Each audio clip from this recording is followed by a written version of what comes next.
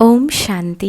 భారతదేశం ఆధ్యాత్మిక ప్రధాన దేశం. సంస్కృతి సాంప్రదాయాలకు పుట్టినిల్లు. శ్రావణం ఆధ్యాత్మిక మాసం. భారతీయ సంస్కృతి సాంప్రదాయాలలో శ్రావణ మాసానికి అత్యంత ప్రాధాన్యత ఉంది. అందుకే ఈ మాసాన్ని శుభాల మాసం అంటారు మరియు పండుగల మాసం అని కూడా అంటారు. ముఖ్యంగా శ్రవణ నక్షత్ర ప్రవేశంతో వచ్చేదే ఈ శ్రావణ మాసం శివునికి అత్యంత ప్రీతిపాత్రమైన మాసం. శ్రీనివాసుడి జన్మ నక్షత్రం కూడా శ్రావణమే. శ్రీకృష్ణుడు అవతరించింది శ్రావణ మాసంలోనే. బలిచక్రవర్తి పట్టాభిషేకం జరిగిన మాసం. భక్తి మార్గంలో శ్రవణ భక్తి మొదటిది. శ్రావణ నక్షత్రానికి అధిపతి శివుడు. ఈ సమయంలో శ్రీ మహావిష్ణువుని పూజిస్తారని ప్రతీతి.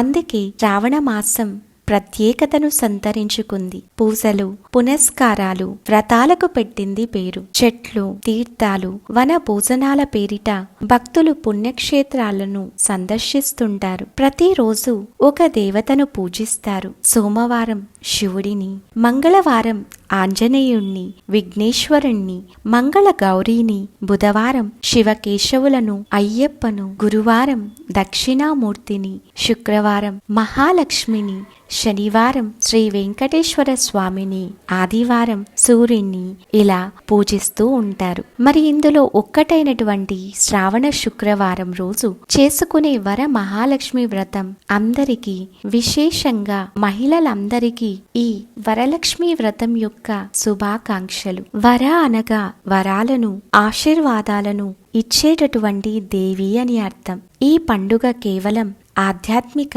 ధార్మిక పరంగానే కాకుండా శరీరాన్ని, మనస్సును కూడా చాలా ఆరోగ్యంగా, ఆహ్లాదంగా, ప్రశాంతంగా, ఆనందాన్ని తీసుకువచ్చే విధంగా ఉంది. వరలక్ష్మి వ్రతంలో చూసినట్లయితే ముఖ్యంగా 3 కోణాలు చూడవచ్చు. పరివారంలో ప్రతి ఒక్కరూ కలుసుకోవటం అనేది జరుగుతుంది. సాంఘికంగా ఒక పరివారం మరొక పరివారంతో కనెక్ట్ అవుతుంది. పేరంటాల పేరిట ఒకరింటికి మరొకరు వెళ్ళటం జరుగుతుంది. విశేషంగా మహిళలకు, స్త్రీలకు పెద్ద పీట వేసినట్లు. అనగా ఈ వరలక్ష్మి వ్రతం రోజున స్త్రీలకు గౌరవం ఇవ్వటం జరుగుతుంది.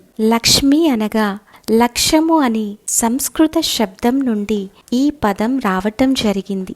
లక్ష్యం అనగా గురి. మన ఆలోచనలు, సంకల్పాలు, ధ్యాస దేనిపైనైతే వెళ్తుందో అదే లక్ష్యం. మరి దేనివైపు మన లక్ష్యం వెళ్తోంది? ప్రతి ఒక్కరూ సంతోషంగా, ఆయుర ఆరోగ్యాలతో సంపన్నంగా ఉండాలి అని భావిస్తారు. మరొకటి లక్షణాలు. ఎలాంటివి ఉండాలి?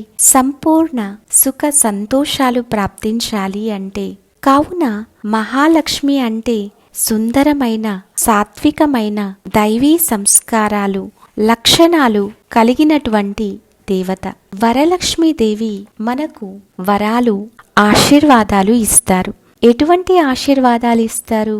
అష్టలక్ష్ముల కలయికని శ్రీ వరమహాలక్ష్మి అనటం జరుగుతుంది.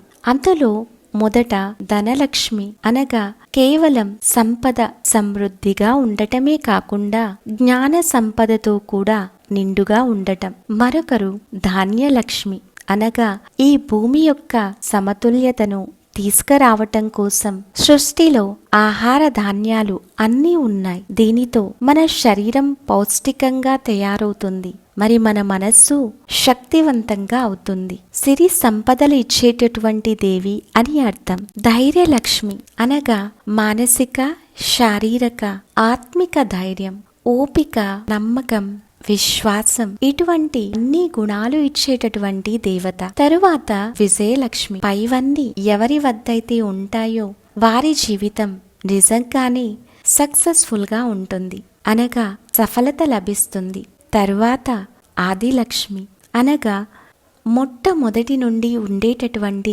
లక్ష్మి. మంచి సాత్విక గుణాలు ఏవైతే ఉన్నాయో అవి సృష్టి ప్రారంభం నుండి మన లోపల, అనగా ఆత్మ యొక్క సత్యమైన గుణాలు ఇమిడిపోయి ఉన్నాయి. తరువాత విద్యాలక్ష్మి.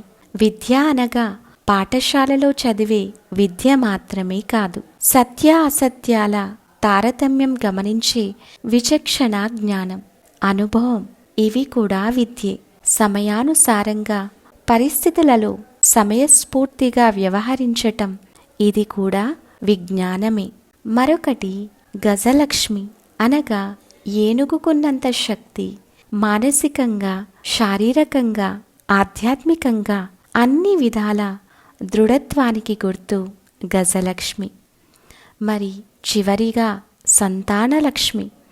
అన్ని గుణాలను పెంపొందించుకుంటూ దినదినాభివృద్ధికి గుర్తుగా సంతానలక్ష్మిని చూపుతారు. కావున ఈ అష్టప్రాప్తులకు గుర్తుగా వరలక్ష్మిని చూపించడం జరుగుతుంది. విశేషంగా ఈరోజు నోములు, వ్రతాలు, ఉపవాసాలు చేస్తాం. ఓం శాంతి.